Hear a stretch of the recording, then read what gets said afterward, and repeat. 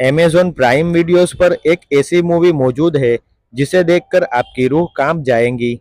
इस मूवी को पूरा देखने में आपके रोंगटे खड़े हो जाएंगे और ऐसा भी हो सकता है कि यह मूवी आप बीच में ही छोड़ दे। अगर आप भी हॉरर मूवी देखने के शौकीन हैं तो द सब्सटेंस मूवी आपके लिए परफेक्ट है। कोरली फॉरगेट के निर्देशन में बनी इस मूवी में डेमी मूर लीड रोल में है। फिल्म की कहानी एक टीवी स्टार के आसपास घूमती है जो उम्र बढ़ने से परेशान है।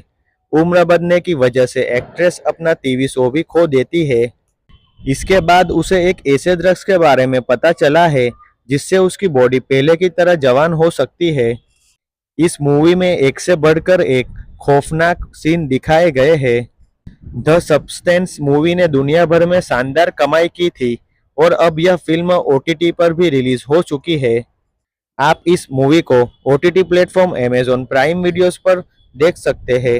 इस फिल्म को आईएमडीबी पर 7.5 रेटिंग मिली है।